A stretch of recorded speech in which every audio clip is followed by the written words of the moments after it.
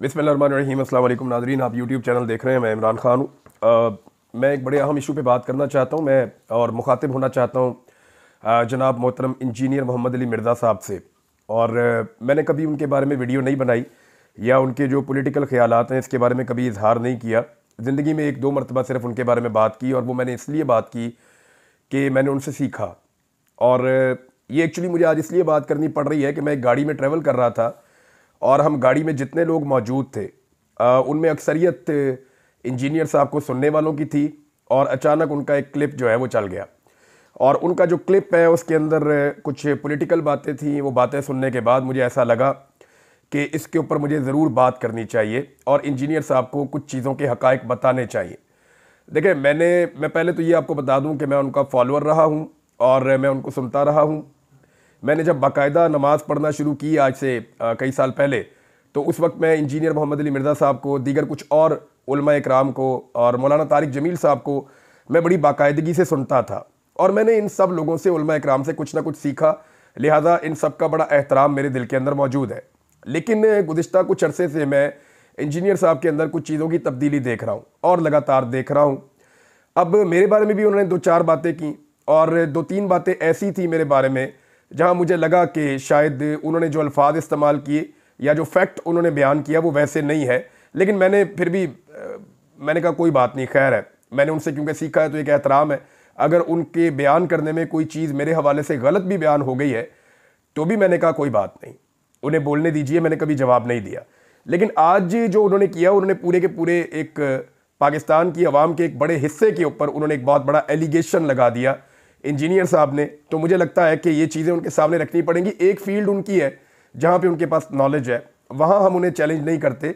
लेकिन ये जो मिलिट्री एस्टेब्लिशमेंट की फील्ड है या पाकिस्तान की क़यादत में एस्टेब्लिशमेंट की मुदाखलत की फील्ड है, यहाँ पे बयानात देना तो बड़ा आसान है लेकिन इसको इन डेप्थ जानना बहुत मुश्किल है। मैं क्योंकि मिलिट्री एस्टेब्लिशमेंट को बहुत अच्छे तरीके से जानता हूँ और मैं बतौर जर्नलिस्ट काम करता रहा हूँ, इन लोगों के साथ राब्ते में कल भी था और आज भी अगर मुझे खबरें मिलेंगी तो राब्ते में रहूँगा। लेकिन ये जो इंजीनियर साहब का नॉलेज है ये बहुत महदूद है और जो बातें उन्होंने की है ये इंतहाई ख़तरनाक है, ना सिर्फ पाकिस्तान के लिए बल्कि इंजीनियर साहब के लिए भी। वो इसलिए कि जो गाड़ी में लोग बैठे हुए थे, जो अक्सरियत इंजीनियर साहब को सुनने वाली थी, उन्हें मायूसी हुई ये स्टेटमेंट सुनने के बाद और उन्होंने हैरत का इजहार किया कि ऐ की हो गया इंजीनियर साहब नू, या ये किस तरह की बातें कर रहे हैं, ये हम तो इन्हें सुनते हैं। तो इंजीनियर साहब अपनी हैसियत और अपनी जो वक़्त है या लोगों के दिल में जो उनका एहतराम है, एक और नुक्ता नज़र से उसको डैमेज कर रहे हैं बदकिस्मती से। तो नाज़रीन, शुरू करते हैं कि इंजीनियर साहब ने स्टेटमेंट क्या दिया। तो इंजीनियर साहब, आपने फरमाया कि ये डिजिटल दहशतगर्दी की आपने टर्म इस्तेमाल की और पाकिस्तान तहरीक इंसाफ के हवाले से आपने इस्तेमाल की कि ये डिजिटल दहशतगर्दी करते हैं। फिर आपने TTP से ज़्यादा पाकिस्तान तहरीक इंसाफ को कसूरवार करार दिया अपने स्टेटमेंट में। फिर आपने कहा कि एक जमात मुनज़्ज़म तरीके से पूरे इदारे को रगड़ा लगा रही है, तहरीक इंसाफ को आपने ये कहा कि, और ये कहा कि मुनज़्ज़म तरीके से कर रहे हैं। दूसरा आपने कहा कि पाकिस्तान का नज़रियाती कत्ल कर रहे हैं फ़ौज पर तनकीद करके, ये नज़रियाती दहशतगर्दी है, आपने ये भी करार दिया। फिर आपने कहा ये फ़ौज पर बतौर इदारा एक हमला हो रहा है, यानी पूरे इदारे के ऊपर ये अटैक है। फिर आपने इमरान खान साहब की करैक्टर असैसिनेशन करते हुए कहा कि इमरान खान का पता नहीं क्या माजी है और मुस्तकबिल पता नहीं क्या होना है, ये भी आपने कहा। फिर आपने फितना कत्ल से बड़ा जुर्म आपने कहा करार दिया, कुरान पाक में वाकई है। और आपने फिर पाकिस्तान तहरीक इंसाफ को और उनके लोगों को फितना करार दे दिया। अब इसके बाद आपने कहा कि ये सारी सियासी बातें करने के बाद आपने कहा कि हमारा ये प्लेटफॉर्म सियासी नहीं है, इसलिए मैं इस लेवल पर नहीं उतरता। यानी आप कुछ और भी बताना चाह रहे थे, क्योंकि आप ये कह रहे थे कि नून लीग और पीपल्स पार्टी से बदतरीन जमात आपने पाकिस्तान तहरीक इंसाफ को करार दिया। अच्छा जी, इसके बाद आपने कहा कि तलबा इनके हाथों गुमराह हो रहे हैं। हिटलर से आपने इमरान खान साहब को तशबीह दी और फिर आपने ये भी क्लेम किया कि पाकिस्तान तहरीक इंसाफ के 4 टुकड़े हो चुके हैं और मज़ीद टुकड़े भी होंगे, ये आपने पेशन गोई की। इसके अलावा आपने कहा कि इमरान खान साहब माफ़ी मांगें। अब ज़रा ये जो आपका स्टेटमेंट है इंजीनियर साहब, इसकी मैं कुछ चीज़ें आपके सामने रख देता हूँ। नंबर 1, डिजिटल दहशतगर्दी, ये टर्म आपने कहाँ से सुनी? ये तो पाकिस्तान के army chief general Asim Munir साहब बोलते हैं, या ये टर्म जो है वो मरियम नवाज बोलती हैं, या ये टर्म जो है PMLN के लोग ज़्यादातर बोलते हैं। तो मुस्लिम लीग नून और मिलिट्री एस्टेब्लिशमेंट की जो टर्मिनोलॉजी है डिजिटल दहशतगर्दी जो उन्होंने पाकिस्तान तहरीक इंसाफ के खिलाफ मुतारफ करवाई थी, इसको आपने बड़ा क्लैरिटी के साथ ये कह दिया कि ये पाकिस्तान तहरीक इंसाफ है और ये डिजिटल दहशतगर्द हैं। आपने बयानिया अपनाया एक मखसूस सिमत का, जिनको 17 सीटें मिली हैं, जो इलेक्शन हार चुके हैं, PMLN और मिलिट्री एस्टेब्लिशमेंट। फिर आपने TTP से ज़्यादा पाकिस्तान तहरीक इंसाफ को कसूरवार करार दे दिया। अब तहरीक तालिबान पाकिस्तान इंसानों का कत्लेआम करते हैं और PTI एक सियासी जमात है, उन्होंने किसी एक का भी कत्ल नहीं किया, वो सिर्फ अपना मौक़िफ़ बयान करते हैं। और अगर जमहूरियत है इस मुल्क में तो सबको अपना मौक़िफ़ बयान करने की इजाज़त होनी चाहिए। फिर आप कह रहे हैं कि एक जमात मुनज़्ज़म तरीके से पूरे इदारे को रगड़ा लगा रही है। देखें, इमरान खान साहब ने बार बार कहा, अभी जो उन्होंने खतूत लिखे हैं आप उनको पढ़ लें, उसमें इमरान खान साहब ने क्या कहा। इमरान खान ने कहा कि फ़ौज भी मेरी, मुल्क भी मेरा। वो तो फ़ौज को ओन कर रहे हैं। ये जो तनकीद होती है, मैं करूँ, इमरान खान करें, या बाकी जो लोग ओवरसीज़ पाकिस्तानी हैं या जो पाकिस्तान के अंदर सोशल मीडिया एक्टिविस्ट हैं, ये लोग फ़ौज के ख़िलाफ़ तो नहीं है। फ़ौज को तो हम अपना पेट काट के पालते हैं। फ़ौज जो है वो तो हम अपना खून पसीना एक करके फ़ौज के लिए बजट इकट्ठा करते हैं और हम ये चाहते हैं कि हमारी मजबूत फ़ौज हो। ये पूरा पाकिस्तान यही चाहता है। मामला फ़ौज का नहीं है, मामला ये है कि मिलिट्री एस्टेब्लिशमेंट, ये ऊपर बैठे हुए चंद लोग होते हैं, आप बेहतर जानते हैं। मिलिट्री एस्टेब्लिशमेंट की जो गलत पॉलिसियां हैं उनकी वजह से फ़ौज में और अवाम में दूरियां पैदा हो रही हैं। माजी में भी होती रही हैं, अब भी हो रही हैं। जब याया खान था सदर तो उस वक्त भी कई मौलवी साथ खड़े हो गए थे याया खान के, और वो उस वक्त कह रहे थे जो फ़ौज के ख़िलाफ़ बोलेगा वो इस्लाम के ख़िलाफ़ बोलेगा, जो फ़ौज के ख़िलाफ़ बोलेगा वो फितना है, फितने को कुचल दिया जाए। फितना कुचलते कुचलते मुल्क के दो टुकड़े करवा लिए थे, अच्छी तरह याद है। जो लोग उस दौर में ज़िंदा थे उनसे आप पूछ लें, नहीं तो उस दौर की किताबें उठाकर आप पढ़ लें। तो अब ज़रा क्लैरिटी के साथ आ जाएं कि इमरान खान तो कहते हैं कि फ़ौज मेरी है, मुल्क भी मेरा है, लेकिन जो मिलिट्री एस्टेब्लिशमेंट की गलत पॉलिसियां हैं जिनका मैं आगे जाके जिक्र करूंगा, उनकी वजह से अवाम में और फ़ौज में दूरियां पैदा हो रही हैं। और अपने तीनों खतूत में इमरान खान साहब ने इख्तिताम में बताया कि फ़ौज ये सियासी कार्रवाइयां बंद कर दे, वरना ये दूरियां ख़त्म नहीं होंगी। और पाकिस्तान की फ़ौज और पाकिस्तान के मुल्क के मफाद में है कि फ़ौज और अवाम के बीच में खलीज ख़त्म हो या कम हो। उसका फार्मूला भी वो बताते हैं कि ये जो गंद आप 70 साल से मार रहे हैं ये बंद कर दें। और ये गंद इमरान खान साहब के दौर में भी इन्होंने मारा है, तो ये बंद कर दें ना। अब किसी दौर में तो बंद करना है, किसी ने तो आगे इसको रोकना है। तो आज इमरान खान उसको रोकने के लिए खड़ा है, कल कोई और खड़ा था, परसों कोई और खड़ा था, लेकिन जितनी शिद्दत और ताकत से इमरान खान खड़ा है ऐसे कोई खड़ा नहीं हो सका। तो एक तो जो फ़ौज के ऊपर तनकीद, यानी पाकिस्तान का नजरियाती कत्ल हो रहा है, जो फ़ौज पे तनकीद हो रही है, भी पाकिस्तान के कौन खिलाफ है खुदा न खास्ता, और फ़ौज के ऊपर तो तनकीद हो नहीं रही है। तो फ़ौज की जो एस्टेब्लिशमेंट है उनकी पॉलिसीज पे तनकीद हो रही है कि अपनी एक्सटेंशन के चक्कर में एक आर्मी चीफ पूरे मुल्क को यरगमाल बना देता है। और ये अब से नहीं हो रहा, हमेशा से हो रहा है।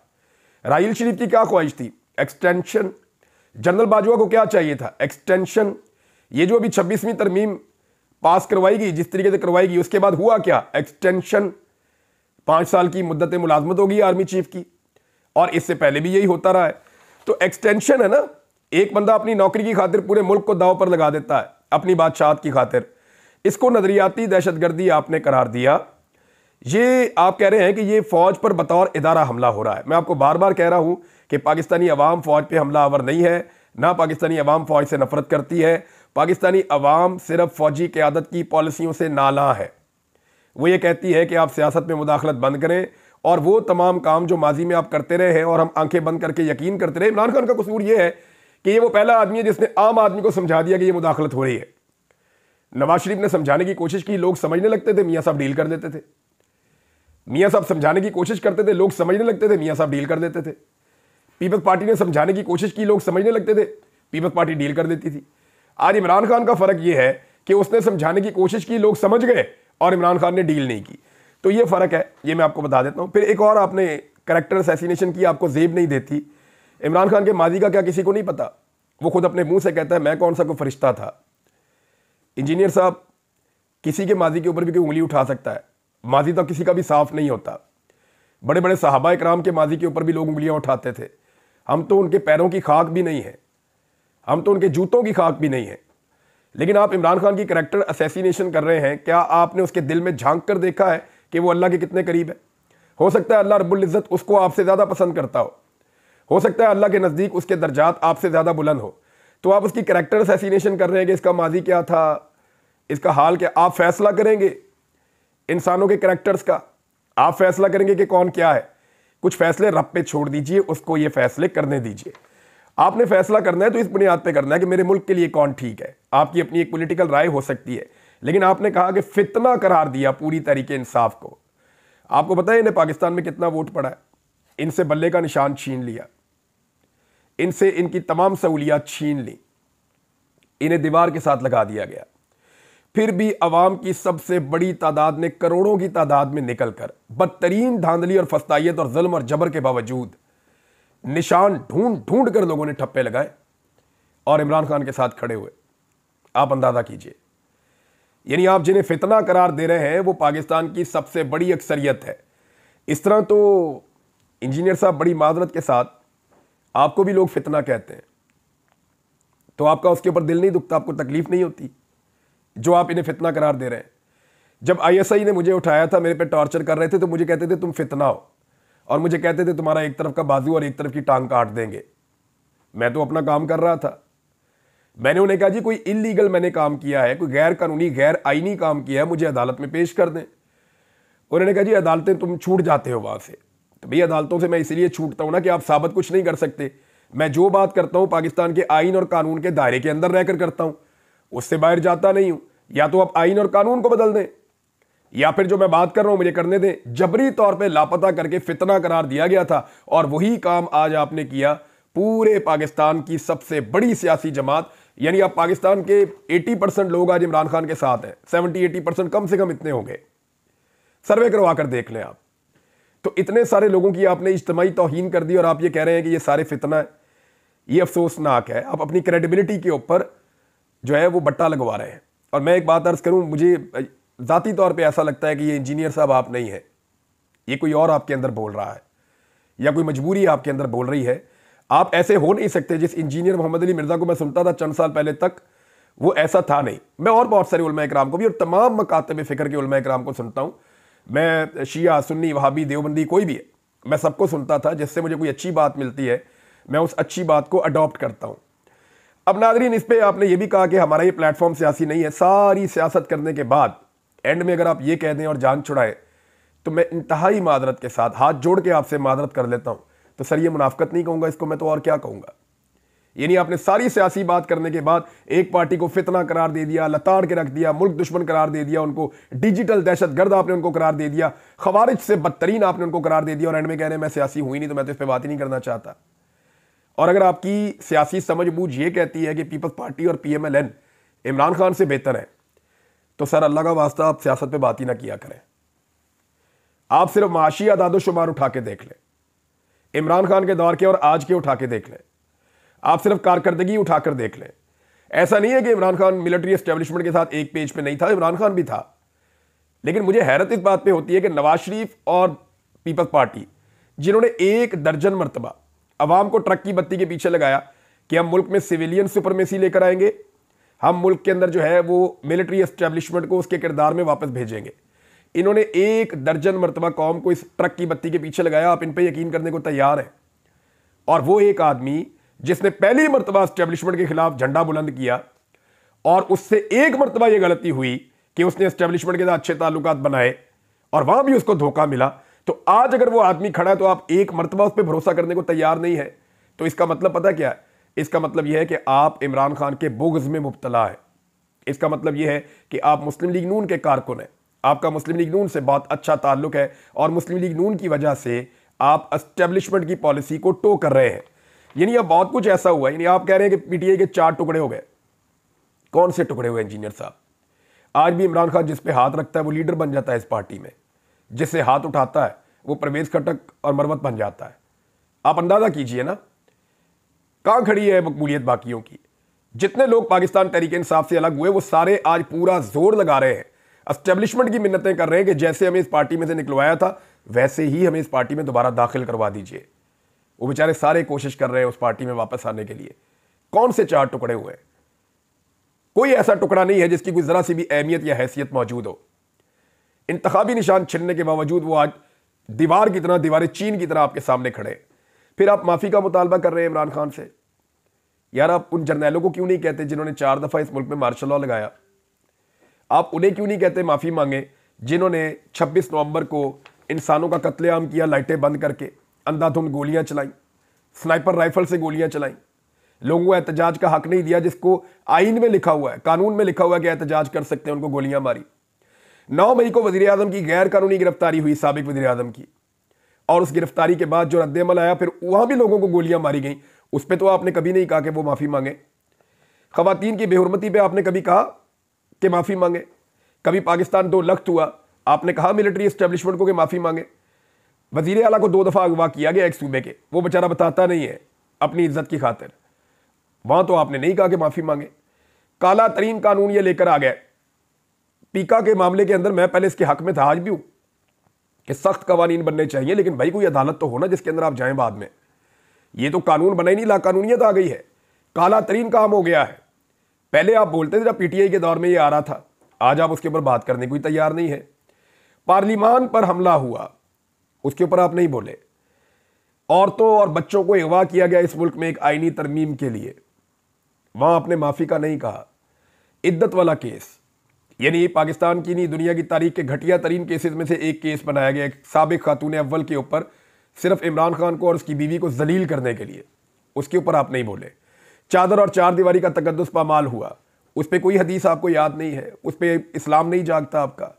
अदलिया पर मुकम्मल कब्जा कर लिया गया पाकिस्तान में, इसके बारे में हमारा इस्लाम कुछ नहीं कहता। फ़लस्तीन के मौके पे जो निकलता है उसको डंडे मारते हैं, गिरफ्तार कर लेते हैं, इस पर हमारा इस्लाम कुछ नहीं कहता। इंसानी हुकूक की पामालियाँ पाकिस्तान में हो रही हैं, लगातार हो रही हैं। क्या इस पर बिल्कुल खामोशी रहेगी? इस पर कोई माफ़ी नहीं मांगेगा।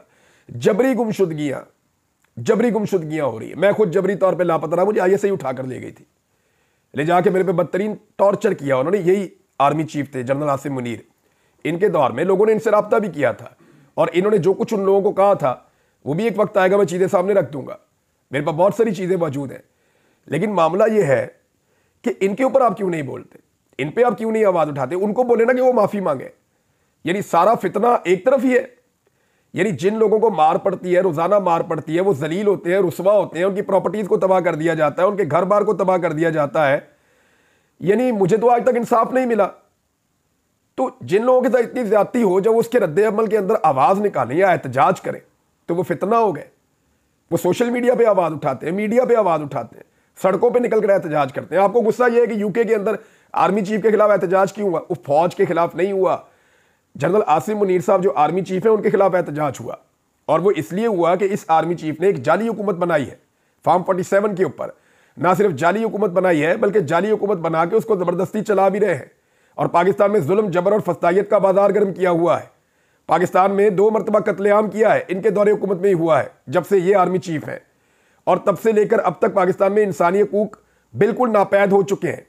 इन सारे हालात में जब पाकिस्तान में एहतजाज करने के लिए जो निकलता है उसको निशाने इबरत बना दिया जाता है, तो बाहर मुल्क में लोग एहतजाज भी ना करें तो और क्या करें, आवाज़ ना उठाएं तो और क्या करें। अब ओवरसीज़ पाकिस्तानियों के हवाले से भी आपकी तनकीद है। अच्छा जी, इसमें मैं इंजीनियर साहब, क्योंकि बहुत लंबा हो जाएगा वीलॉग, मैं जाते जाते आपको 2-3 चीज़ें बताना चाहता हूँ। एक तो ये है कि इंतहाई माजरत के साथ आपने नून लीग के साथ अपनी वाबस्तगी जो है वो साबित कर दी है। आज आप नून लीग और उन्हें लाने वाली एस्टेब्लिशमेंट की सफ़ में खड़े हैं सर, इंतहाई माजरत के साथ। तो इंजीनियर साहब, आप मेरे बारे में चंद सवालात उठाएंगे, उनके जवाब मैं आपको दे देता हूँ। नंबर 1, आप ये कहेंगे कि आपने माजी में फ़ाइलें देखी एस्टेब्लिशमेंट के कहने के ऊपर और आपने प्रोग्राम किए, तो बिल्कुल आप दुरुस्त कहेंगे, लेकिन मैंने जो तकरीर की थी उसमें मैंने ये भी कहा था कि पहले मैंने अपने आप को कायल किया। जब मुझे माजी में फ़ाइलें दिखाई गई, सहाफ़ी का काम ही ये होता है कि खबर निकाल कर लाना, तो मैंने बाकायदा शरीफ ख़ानदान को लेटर्स लिखे थे, सवालात भिजवाए थे, इनके पास कोई जवाब नहीं था, और मैं मुतमईन हो गया था कि इन्होंने पैसा लूटमार किया जिसका जवाब ये आज तक नहीं दे सके। लिहाजा मैंने उसके ऊपर काम किया, अरशद शरीफ ने काम किया, बाकी लोगों ने किया। इसी तरह मुझे और अरशद शरीफ को इमरान खान के बारे में भी फ़ाइलें दिखाई गई थी। हमें दावत दी गई और हमें कहा गया जनाब आप ये फ़ाइलें देखें, ये देखें इमरान खान ने करप्शन की है, और हमारे किसी सवाल का जवाब ISI के अफसरान के पास नहीं था। मैं आपको क्लियरली बता रहा हूँ, और हमने इमरान खान साहब को भी सवालनामा भेजा था और उन्होंने हमें सारी चीज़ें क्लियर कर दी थी। तो ये फ़र्क है, यानी एक सहाफ़ी का काम ये है ना कि वो पहले तहकीक कर ले। तो मैंने तहकीक की, मेरी तहकीक में नवाज शरीफ साहब जालिम साबित हुए, उन्होंने लूट मार की हुई थी, लिहाजा उनके खिलाफ मैंने अपने प्रोग्राम्स किए, मैं आज भी उन पर कायम हूँ। और मेरी तहकीकात में इमरान खान के खिलाफ ISI ने गलत केस बनाया था, लिहाजा मैंने वो प्रोग्राम नहीं किया और मैं आज भी अपनी बात पे कायम हूं और ये चीज़ें साबित भी हो रही हैं। नंबर 2, आप ये सवाल उठाएंगे कि पीका ऑर्डिनेंस पे मेरा मौक़िफ़ पहले कुछ और था और आज कुछ और है। देखें, पीका ऑर्डिनेंस था वो, मेरा मौक़िफ़ आज भी वही है। कवानीन को सख्त कीजिए, सबके ऊपर लागू कीजिए, लेकिन कम से कम किसी अदालत में जाने का इख्तियार तो रखिए हमारे पास। ये नहीं होना चाहिए कि एक ख़ास तबके को पीसने के लिए आज पूरी दुनिया का जो वर्ल्ड रिकॉर्ड है वो ये बता रहा है कि गज़ा के बाद पाकिस्तान में सहाफ़ी सबसे ज़्यादा गैर महफूज है। क्या इमरान खान के दौर में ऐसा था? ऐसा नहीं था। फिर आप एक और सवाल उठाएंगे कि माजी में एस्टेब्लिशमेंट के मौक़िफ़ पर मैं दुरुस्त समझता था, मेरा मौक़िफ़ क्या था? तो बिल्कुल ठीक बात है, इस पर मैंने कौम से माफ़ी मांगी है, बलोचों से भी माफ़ी मांगी है कि मेरी ये गलत फहमी थी कि एस्टेब्लिशमेंट पाकिस्तान की वफ़ादार है। मुझे पता चला कि वो अपने ज़ाती मफादात की वफ़ादार है और वो अपने मफादात को हमेशा पाकिस्तान के ऊपर मुकद्दम रखते हैं, जिसका नुकसान बार बार पाकिस्तान उठाता है। तो मैंने इस पर माफ़ी मांगी है, आपको भी मांगनी चाहिए। आप एक और सवाल उठाएंगे, मैंने अपने अगवाकारों के खिलाफ पाकिस्तान में कार्रवाई क्यों ना करवाई? तो एक तो ये याद रखिएगा, मैंने पाकिस्तान में ये बात कई मरतबा बता दी थी कि मुझे ISI ने अगवा किया और मैंने पाकिस्तान में बाकायदा पुलिस से भी रुजू किया था, अदालतों के भी दरवाजे खटखटाए थे, किसी ने भी मुझे इंसाफ देने से इनकार कर दिया। और जब मुझे कत्ल करने की साजिश शुरू हुई तो मुझे पाकिस्तान छोड़ना पड़ा बदकिस्मती से। तो मैंने पूरा जोर लगाया पाकिस्तान के अंदर इंसाफ लेने का, लेकिन क्योंकि वहाँ पे आर्मी चीफ है, लेकिन क्योंकि वहाँ पूरा का पूरा मिलिट्री एस्टेब्लिशमेंट है, तो मुझे इंसाफ मिलने की कोई उम्मीद नहीं थी और कोई दरवाज़ा नहीं खुल रहा था। फिर आप मुझे बतौर सहाफ़ी बैलेंस होने का मशवरा देंगे, तो मैं आपको एक चीज़ बता दूँ इंजीनियर साहब कि मैं सही और गलत के बीच में बैलेंस नहीं हो सकता। माजी में जब इमरान खान की हुकूमत थी तो मैंने कई चीज़ों पे उन पर इख्तलाफ किया और तनकीद की और भरपूर की। हो सकता है मैं आइंदा भी तनकीद करूं, लेकिन एक बात आप अपने जहन में रखें कि मैं मरे हुए को नहीं मारूंगा, क्योंकि मैं सहाफ़ी होने से पहले एक इंसान भी हूं और मुसलमान भी हूं। तो तारीख़ की दुरुस्त सिमत में खड़े होना, मजलूम का साथ देना, ये भी हमारी जिम्मेदारी होती है। मैं अगले वीलॉग में नाज़रीन आपको खबरें बताऊँगा। इंजीनियर साहब का बड़े अरसे से उधार था, मैं चाह रहा था कि मैं ना इस बारे में बात करूँ, लेकिन उनके इस क्लिप ने मुझे मजबूर किया। अपना ख्याल रखिएगा, अपने इस चैनल का भी। अल्लाह हाफ़िज़।